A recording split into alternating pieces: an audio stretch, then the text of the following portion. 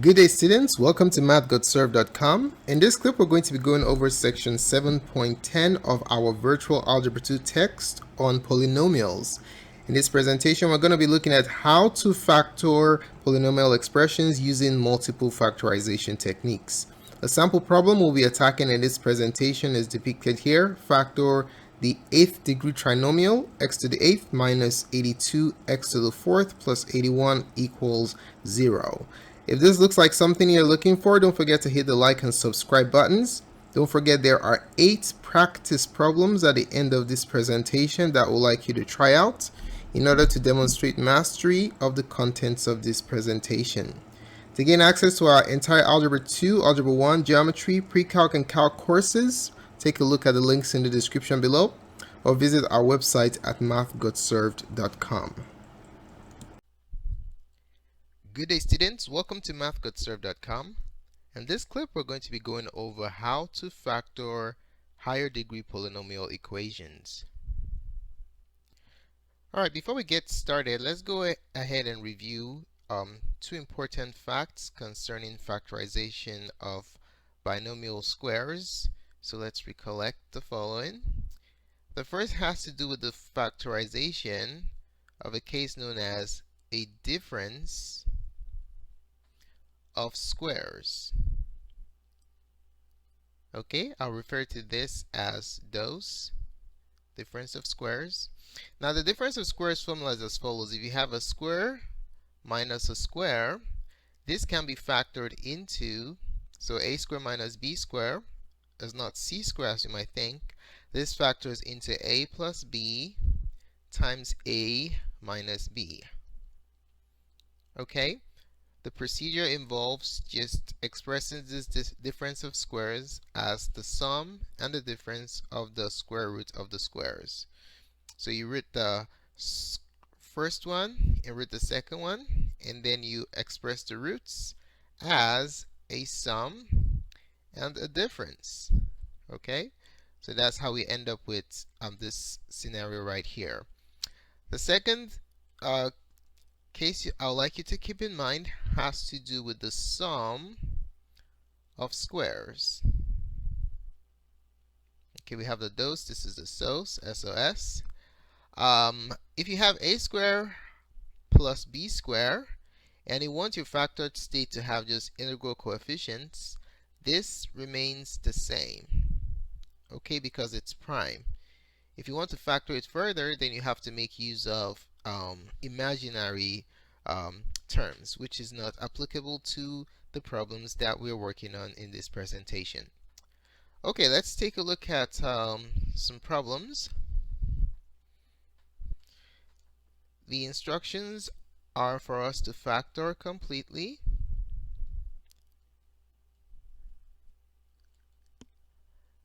Number one, let's say we have x squared minus 4 equals 0. This is a quadratic binomial. Now if you notice, we have a square and a square and a minus. This qualifies as a DOS. This is a difference of squares. Okay?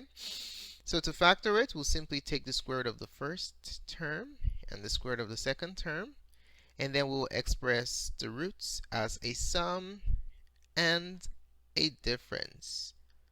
Okay, so this becomes x plus 2 times x minus 2. The order of the factors doesn't really matter since multiplication commutes. So there goes the answer for the factored state for question number 1. Now number 2. What if we were to factor the quartic trinomial x to the 4th minus 5x squared minus 36 equals 0? Now we have a trinomial here, so we cannot factor by grouping since it is an odd number of terms.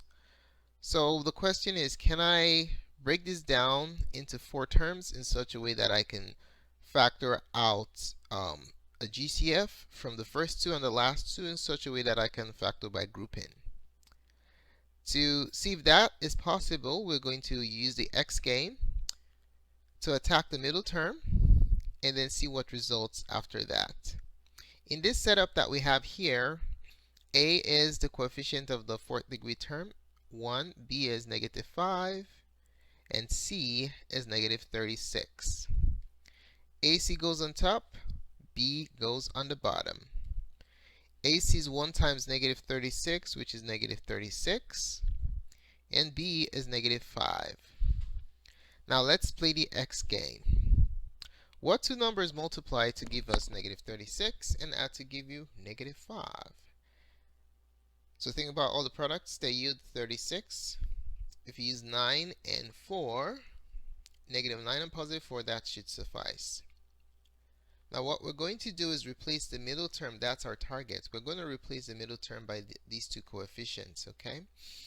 So we're going to have x to the fourth power minus 9x squared plus 4x squared minus 36 equals 0. Now we'll proceed to break it down the center. All right? So we have the first two and the last two. We can now factor by grouping. Now let's see. What's the GCF here? What can we factor out from the first two? If you take a look at the variable terms, x to the fourth and x to the second, just simply extracting the one that has a lower power, that is automatically the GCF, okay? There's no coefficient, so we can't pull out any numbers, just variables. There's no coefficient with the fourth degree term. So let's go ahead and factor out x squared, since that's the smaller power of the two. And then what are we left with? If you factor out x squared from x to the fourth, you're left with x to the second power. This is accomplished by subtracting 2 from this power.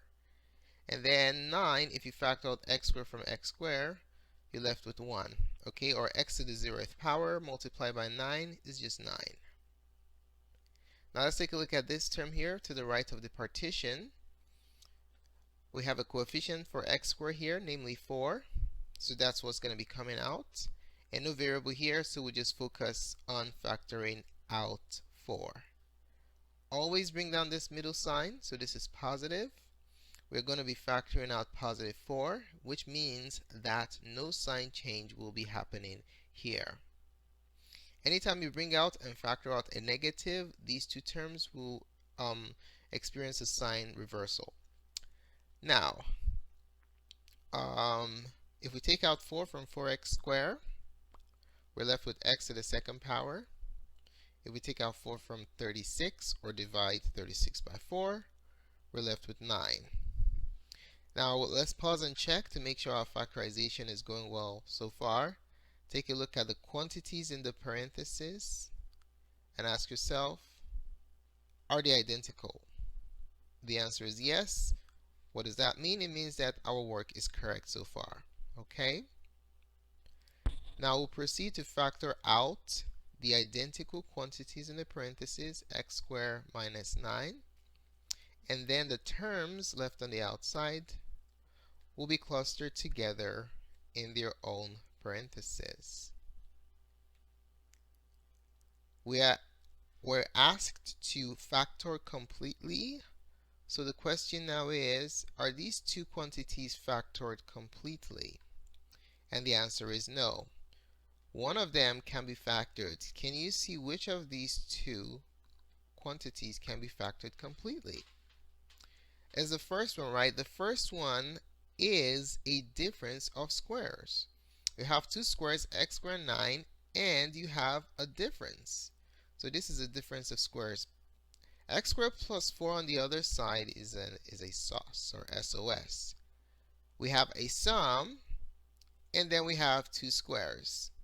Okay, so this one is prime, whereas on the other hand, this can be factored. So what we're going to do is we're going to factor out the difference of squares. Okay, so to factor this out, we'll take the square root of the first and last term and then express it as a sum and difference. So we have x plus 3 times x minus 3. times x squared plus 4 equals 0.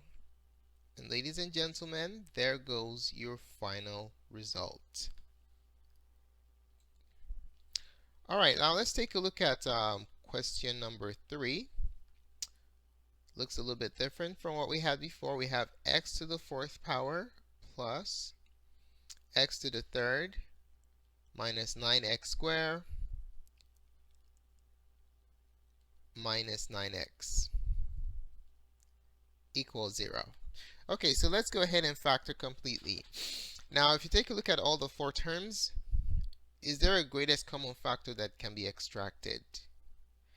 This 9x can be expressed as 9x to the 1st power.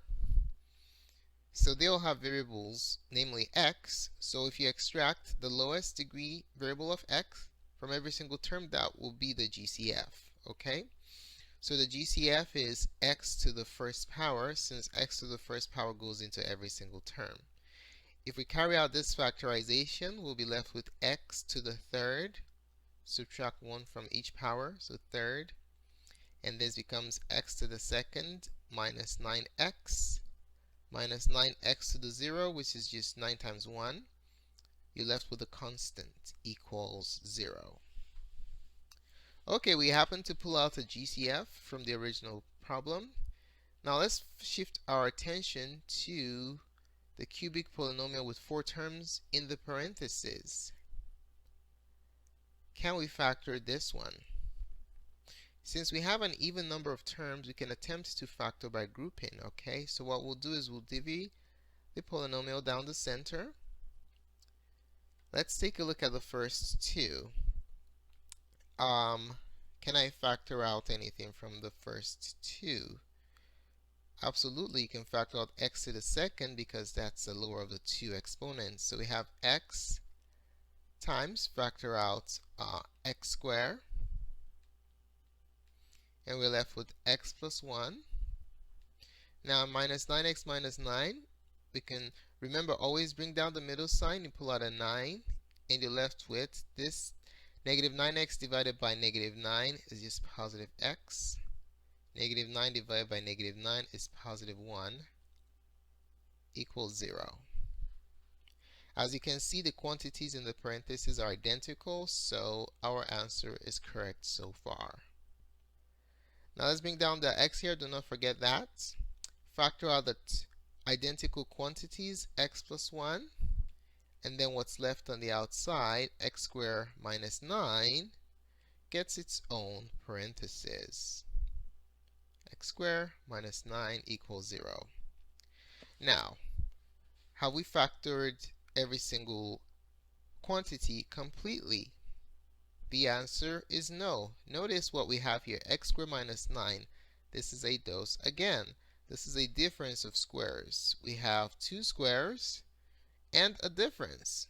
So we can apply the difference of squares factorization formula in factoring x squared minus 9. Okay, so we have x times x plus 1. These are prime. They cannot be factored. And then in this case here, we root the first and the last term. And then we express the roots as a sum and difference. Final answer is x plus 3, the sum of the roots, times x minus 3. And this is our final answer. All right, let's take a look at another example, question 4. What if we were to factor x to the 8th power minus 82x to the 4th plus 81 equals 0? Now, as you can see, there isn't any GCF that can be pulled out of the original problem. However, we have a trinomial scenario, which means we cannot factor by grouping except we try the x game. Okay? Can I break this down or express this trinomial as a 8th degree polynomial with 4 terms? To do this, we're going to use the x game again, as we did in problem number 2. In this situation, a is 1, B is negative 82, and C is 81. AC goes on top, B goes on the bottom. AC is 81, and B is negative 82.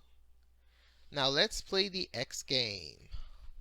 What two numbers multiply to give you 81 and add to give you negative 82? It's 1 and 81, right?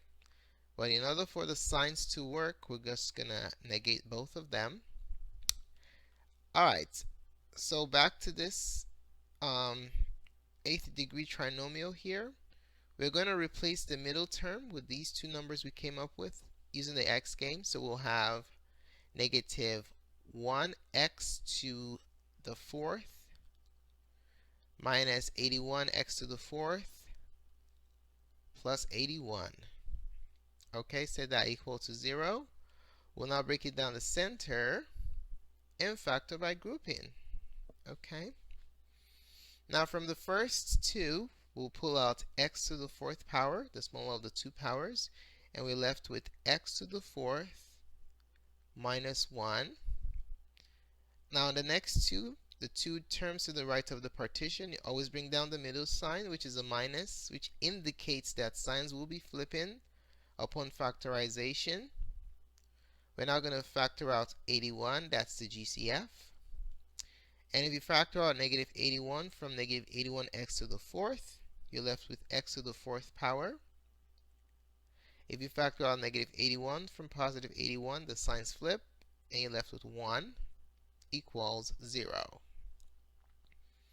Our work is looking good so far because the quantities and the parentheses are identical. Okay, so we are now going to factor that out. We have x to the fourth minus 1.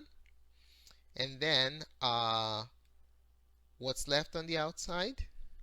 We will cluster them together in their own nice little parentheses. X to the fourth minus 81.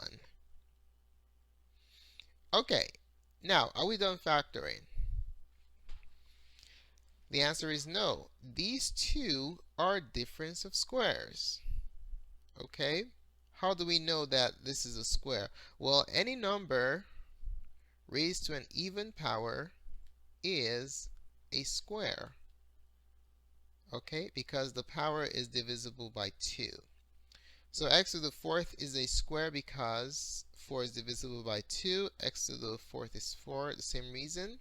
So these two are squares. 1 is a square, 81 is a square. We have minuses between those terms, so these two are doses. Difference of squares. Okay, let's factor out the first one. So we just take the square root of the first term and the second term.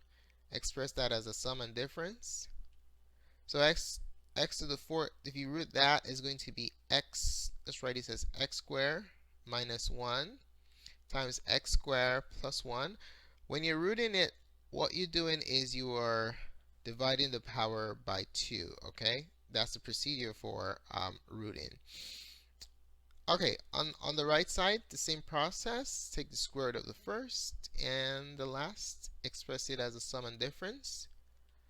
This becomes x squared minus 9 times x squared plus 9.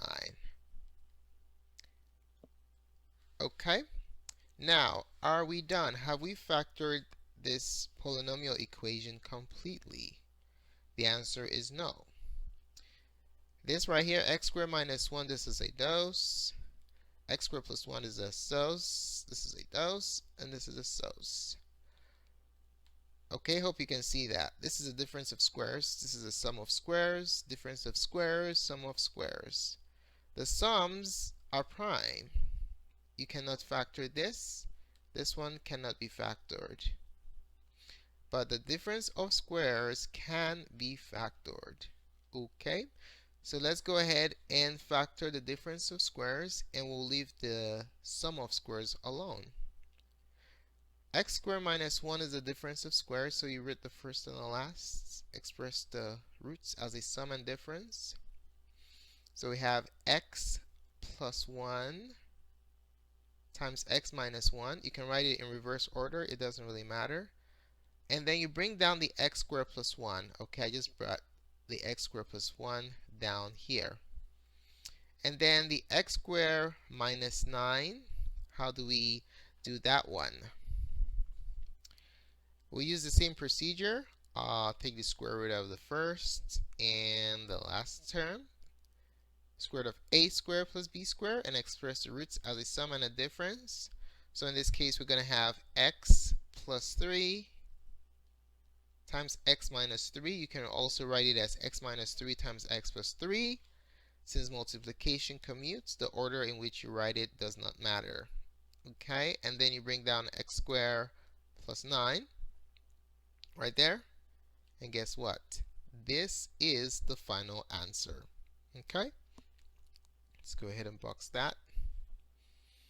So that is how you factor polynomials of higher degrees. Thanks so much for taking the time to watch this presentation. Really appreciate it. If you found the contents of this tutorial helpful in your study of polynomial functions, do give us a thumbs up. Your positive feedback is very valuable to us.